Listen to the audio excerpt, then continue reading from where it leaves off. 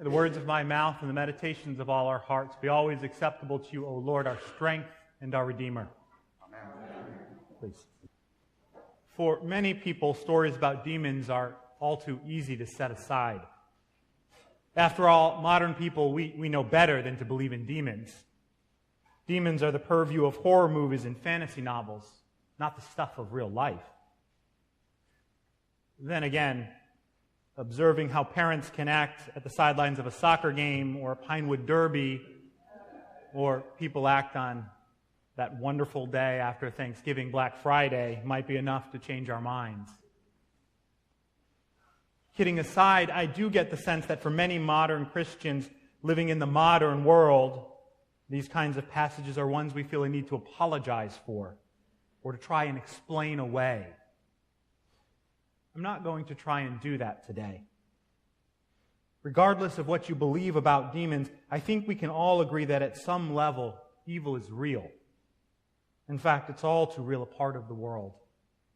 And I think it's important not to ignore passages like this, because however we make sense of the presence of evil, as Christians we're called to acknowledge it and ultimately confront it rather than to turn away from it.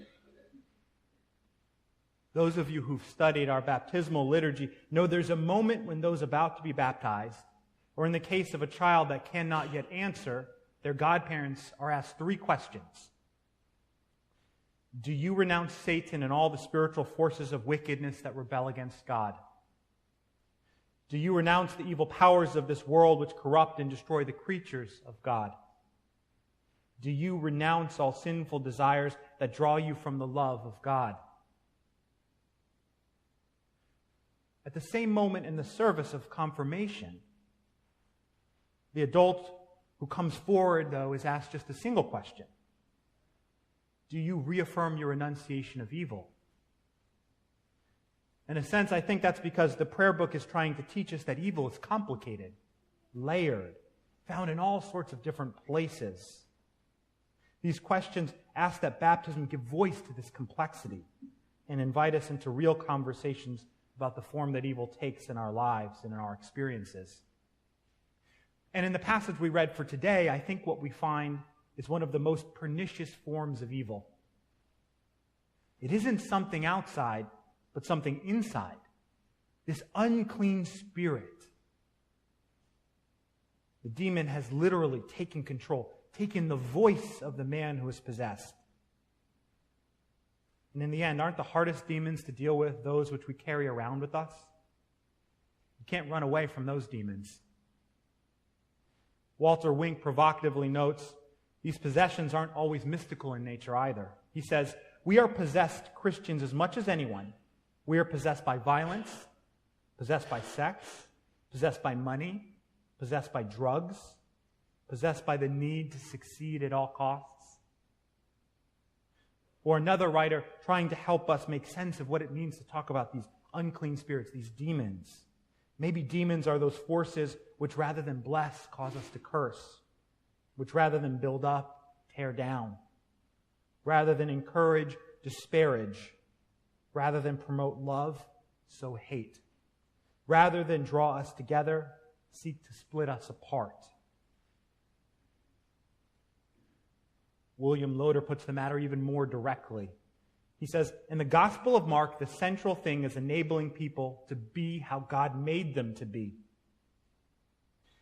Then, in a sense, the demons we carry around with us, the demons which possess us, those demons are just anything which prevents us from being how God has made us to be.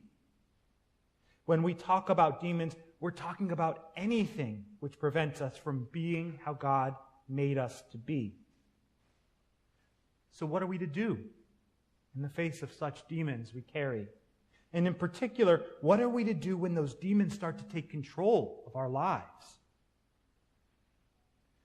Maybe at this moment, we would do particularly well to notice something important about today's passage. The point of today's gospel isn't actually to talk too much about demons at all.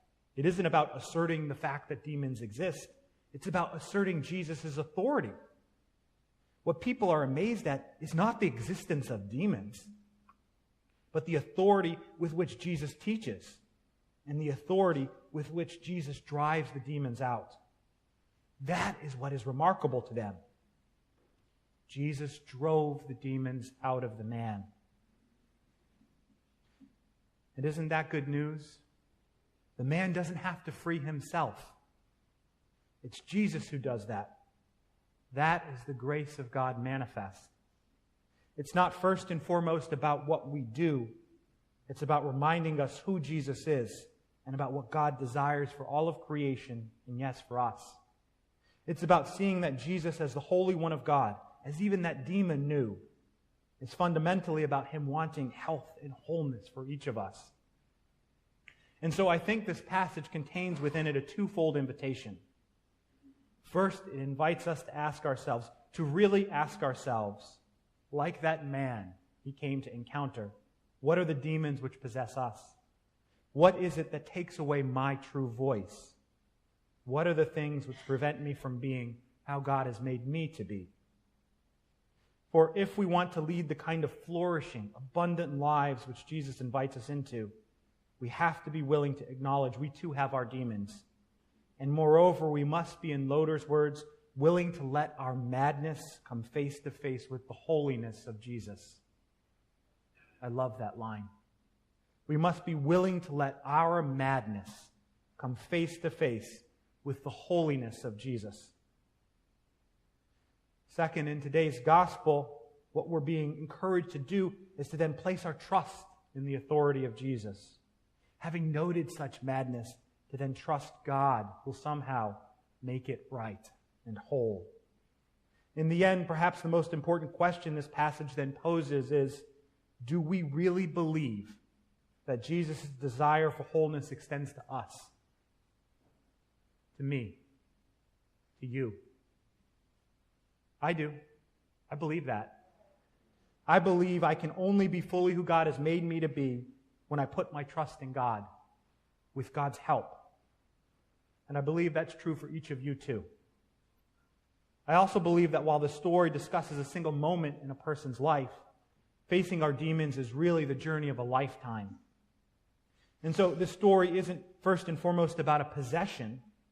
It's a story about who Jesus is and who Jesus is for us and who we are through him.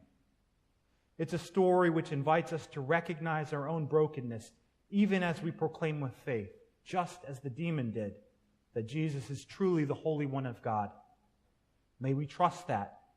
And whatever demons are in our lives, may we ask him to help us to find the wholeness that God truly intends for us. In his name.